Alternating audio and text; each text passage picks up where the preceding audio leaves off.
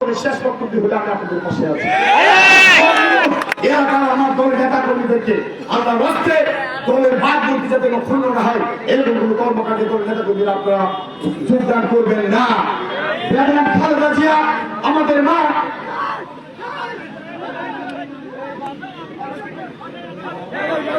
বেগম খালেদা জিয়া তিনবারের মা প্রধানমন্ত্রী, আজকে চিকিৎসাধীন বিদেশে নেওয়ার জন্য দোয়া চাই। আজকে সারা জীবন দেশের মানুষের কল্যাণে কাজ করেছেন, জীবন দিয়েছেন দেশের জন্য। বিএনপি ভারপ্রাপ্ত চেয়ারম্যান জনাব তারেক রহমান সাহেব সারা দিন রাত এই দেশের মানুষের চিন্তা করছেন। আজকে সারা দেশটাকে জাতীয়তাবাদী দলের পতাকা তুলে আজকে আমরা আন্দোলন সংগ্রাম করে ঐক্যবদ্ধ করেছি। আজকে ছাত্র জনতা রাজনৈতিক শক্তি নতুন পরিবর্তিত বাংলাদেশে যে স্বপ্ন দেখছে, আমরা এই স্বপ্নের বাইরে নয়। আমরা পরিবর্তিত পরিস্থিতিতে আজকে রাজনীতিতে বিএনপি ভারপ্রাপ্ত চেয়ারম্যান জনাব তারেক রহমানের নেতৃত্বে উনি আপনাদের জাতির সামনে বলেছেন, রাজনীতিতে এই পরিবর্তিত পরিস্থিতিতে শুধু নেতার পরিবর্তন নয়, রাজনীতিতে গুণগত পরিবর্তন আমরা আনবো ইনশাআল্লাহ। আজকে আমি বলতে চাই, যেহেতু জনগণের কাছে আমাদের ভোটের জন্য যেতে হবে, তাই আপনারা জনগণের সাথে মিশেন, জনগণের মঞ্চ করেন। ভোট আসলে আগামী নির্বাচন হবে কঠিন নির্বাচন, সেই নির্বাচনে বিএনপি প্রার্থীদেরকে জনগণ যদি মনে করে ভোট দিতে পারে, নাও দিতে পারে, জনগণের বিচারের বিষয়। কিন্তু আমরা আমাদের কর্ম দিয়ে, ভালোবাসা দিয়ে, হৃদয় দিয়ে আমরা জনগণের কাছে জনগণের ভালোবাসা অর্জন করবো। এইগুলি আসলে আমার জন্মভূমি। আমার বিরুদ্ধে 85টি মামলা, এই মঞ্চে বসে থাকা নেতা কর্মীরা অসংখ্যবার জেল কেটেছে, হামলা শিকার, মামলা শিকার হয়েছে। আগরপুর বাস স্ট্যান্ডের অত্যাচার, জুলুম, কুলিয়াচরের বিভিন্ন ইউনিয়নের অত্যাচার, জুলুম, নির্যাতনের কথা আমার নতুন করে বলার কিছু নাই। আমরা শুধু বলতে চাই, ওই সমস্ত দূষণরা, সন্ত্রাসী যারা এদেশের আমার ভাইয়ের বুকখাই করেছে, যারা অত্যাচার করেছে, জুলুম করেছে, হামলা মামলা দিয়েছে, আমাদের নেতা কর্মীদেরকে নিহত আহত করেছে, আমরা ওই সমস্ত চিহ্নিত সন্ত্রাসীকে ওনার কথাতেই ছাড় দেবো না। আজকে আমি বলতে চাই, আপনারা সজাগ থাকবেন, ঐক্যবদ্ধ থাকবেন। ওই সময় যারা দুঃসময় যেখানে বের হবে সেখানে চিহ্নিত সন্ত্রাসীদেরকে আপনারা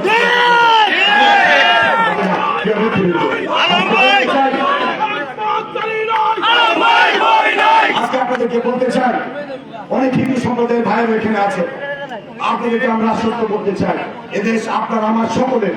আমরা এদেশে হিন্দু, মুসলমান, বৌদ্ধ, খ্রিস্টান একটা সম্প্রীতির মধ্যে আমরা সমাজে বসবাস করি। আমরা চাই আসুন সবাই মিলে এদেশটাকে সামনের দিকে এগিয়ে নিয়ে যায়। আপনারা সবাই ঐক্যবদ্ধ থাকবেন। আমরা এদেশের মানুষের যে রাষ্ট্রীয় সন্ত্রাস হয়েছে, যে গুলি, যে বাকস্বাধীনতা হরণ, হত্যা, গুম, টেন্ডারবাজি, চাঁদাবাজি, এদেশের টাকা, মানুষের ট্যাক্সের টাকা লুটপাট করে বেগম পাড়া বানানো হয়েছে, আর্মি পাড়া বানানো হয়েছে। আমরা এই সমস্ত তছনছ করে দিয়ে আমরা দেশের মানুষের, দেশের জনগণ, এই দেশের জনগণ হলো দেশের মালিক। আমরা জনগণের মালিকানা জনগণের হাতে ফিরিয়ে দিতে চাই। রাজনীতি আমাদের এই আন্দোলন সংগ্রাম শত কষ্টের পরেও আমরা মানুষের ভোটের অধিকার দিয়ে দিতে চাই। আজকে আমাদের যে প্রাথমিক বিজয় হয়েছে, সেই যুগের পরে চূড়ান্ত বিজয় ততক্ষণ পর্যন্ত হবে না যতক্ষণ পর্যন্ত আমাদের নির্বাচনী পরিবেশ আপনাদেরকে ফিরিয়ে দিতে না পারে। আজকে আমার মা বোনেরা এখানে উপস্থিত আছে। আমি যখন আন্দোলন সংগ্রাম করি, আমি যখন রাজপথে স্লোগান দিই, আপনারা সারাক্ষণ আমার জন্য দোয়া করেছেন, আমার নেতা কর্মীর জন্য দোয়া করেছেন, জেলখানায় গিয়েছি, তখন নামাজ পড়েছেন, রোজা রেখেছেন। আপনাদের দোয়া, আপনাদের ভালোবাসা, আপনাদের আদর স্নেহ মানবতায় আজকে আমার মতো শরীর হরণ যেমনি তৈরি হয়েছে, এই জীবনে বেঁচে আছে। আপনারা আমার জন্য দোয়া করবেন।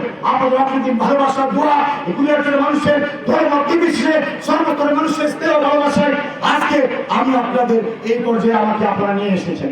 আমি যে দলটা করি, এই দলটার যিনি প্রধান বিএনপি চেয়ারপারসন, উনি আমাকে সন্তানের মতো আদর করেন। আজকে বিএনপি ভারপ্রাপ্ত চেয়ারম্যান জনাব তারেক রহমান সাহেব আমাকে ছোট ভাইয়ের মতো আদর করেন। আমি একজন মানুষের কাছে শুধু একটা কথা বলতে চাই, আমি একজন রাজনীতি কর্মী, আমি খুব বড় নেতা না। আমাকে আপনারা হাতে হাতে পা করে এত করে তুলেছেন। আপনাদের কাছে শুধু আমার একটাই আহ্বান, যদি আপনাদের ভোটের কোনো সুযোগ আছে, এই সমীকরণ রাজনৈতিক কর্মী, সাতটা কর্মী, যার জীবনের মূল্যবান সময়গুলো সমস্ত কিছু বিসর্জন দিয়ে, পরিবার, অর্থ, ব্যবসা, বাণিজ্য সবকিছু বিসর্জন দিয়ে শুধু মানুষের কল্যাণের চিন্তা করেছি, মানুষের ভালোবাসার চিন্তা করেছি। যদি কোনোদিন আপনাদের এই সুযোগ আছে, ওই সুযোগটা আমার মধ্যে আপনারা বিচার বিশ্লেষণ করে আমার মতো কর্মীকে বাঁচিয়ে রাখার জন্য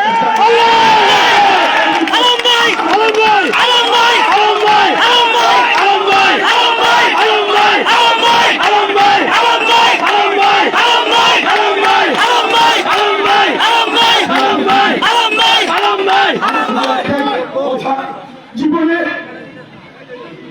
ব্যবসা বাণিজ্য করলে অন্য কিছু করতে পারত। আমি বাবার বড় সন্তান, আমার বাবা দুনিয়াতে নাই, আজকের দিনটা দেখে যেতে পারে নাই। আমার বাবা বাড়িতে থাকতে পারে নাই, অনেক কিছু করতে পারে নাই, স্বাভাবিক জীবনযাপন করতে পারে নাই।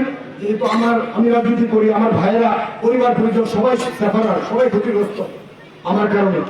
আমি কোনো রাজনীতি পরিবারের সন্তান, আমি আগে বলেছি। আজকে আমি রাজনীতিবিদ, আমার জীবনের মূল্যবান সময়গুলো আমি চেষ্টা করছি এলাকার সুখী দুঃখে মানুষের বিপদ আপদে সবসময় পাশে থাকার জন্য। জীবনে মানুষের সবসময় সেই মহানক্ষণ থাকে না। আমাদেরও বয়স হচ্ছে, জানি না, খারাপ বলতে কথা বলতে পারি না। এই কুড়িয়ার ভরে রয়েছে একটা নির্বাচনী এলাকা, বাংলাদেশের মানচিত্রে অত্যন্ত কঠিন একটা নির্বাচনী এলাকা। আমি আমার কাছে শুক্রিয়া জানাই। আমার মতো শরীফুল আলম, আমি 2006 যখন প্রথম নমিনেশন পাই, 2008 যখন নির্বাচন করি, আমি যার সাথে নির্বাচন করছি সে বাংলাদেশের একজন বড় রাজনীতিবিদ ছিলেন। ওনার রাজনৈতিক বয়স ছিল 55 বছর। তার চেয়েও আমার বয়স কম ছিল। আমার দশের কমিটি নির্বাচনী এলাকায় আমাকে সিলেক্ট করেছে, দল আমাকে